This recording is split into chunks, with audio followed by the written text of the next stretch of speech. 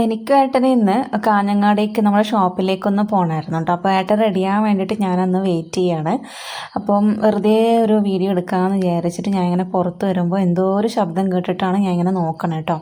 അപ്പം ഞങ്ങളുടെ സപ്പോട്ട മരം കണ്ടോ, ഇതാണ് കേട്ടോ. ചെറുപ്പത്തിൽ അച്ഛൻ എങ്ങാണ്ട്, എൻ്റെയൊക്കെ ചെറുപ്പത്തിൽ അച്ഛൻ എവിടുന്നോ ഒരു ചെറിയൊരു തൈ കൊണ്ടുവന്ന് ഈ വിൽക്കത്തില്ലേ, അങ്ങനെ മേടിച്ചുകൊണ്ട് വന്ന മരം, ഒരു ചെറിയ തൈയായിരുന്നു. ഇപ്പം ഇത്രയും നല്ലോണം ആയിട്ടുണ്ട്. നല്ല മധുരമാണ് ഈ ഒരു സപ്പോട്ടയ്ക്ക്. ഇപ്പം ഇതിൻ്റെ ഒരു ഡീറ്റെയിൽഡ് ആയിട്ടുള്ള ഇതിൻ്റെ പറിക്കുന്ന സപ്പോട്ട നല്ല കായൊക്കെ ഉള്ളത് നല്ലോണം പറിക്കുന്നതൊക്കെ ഞാൻ ഒരു ദിവസം വീഡിയോ ഇടാം കേട്ടോ.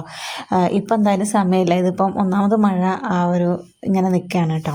പിന്നെ നമ്മുടെ വീട്ടിൽ ഈ ഒരു മഴക്കാലത്ത് മാത്രം കണ്ടുവരുന്ന പ്രതിഭാസമാണ് നിറച്ചും ഈ പപ്പായ പിടിക്കുക, എന്നിട്ട് വെള്ളം വന്ന് നിറയുക, അതങ്ങ് ചീഞ്ഞ് അങ്ങ് പോവുക. അപ്പം ഇത് വീട്ടിൻ്റെ സൈഡിലുള്ളൊരു ഒരു പാതി ഞാൻ കാണിച്ചില്ലേ, അത് വീട്ടിൻ്റെ സൈഡിലുള്ളതായിരുന്നു പപ്പായ മരം. ഇത് വീട്ടിൻ്റെ ഫ്രണ്ടിലുള്ള 2 എണ്ണമാണ് കേട്ടോ. പിന്നെ ഇപ്പം ഞാൻ ഒരെണ്ണം കാണിക്കാം കേട്ടോ.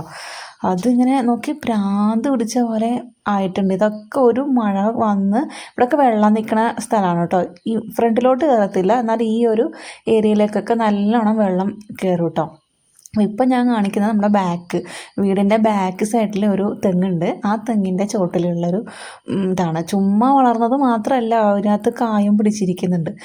അങ്ങനെ ഞാനും ഏട്ടനും നേരെ ഷോപ്പിലേക്ക് എത്തി. കുറേ സാധനങ്ങളൊക്കെ പാക്ക് ചെയ്ത് വീട്ടിലേക്കൊക്കെ കൊണ്ടുവരാനുണ്ടായിരുന്നു. അങ്ങനെ അതൊക്കെ പാക്ക് ചെയ്തു, വണ്ടി വിളിച്ച് വെയിറ്റ് ചെയ്ത് നമ്മളത് വണ്ടിയിലേക്ക് കയറ്റി വിട്ടു കേട്ടോ. അപ്പോൾ അത്രയേ ഉള്ളൂ ഗൈസ്, ബൈ.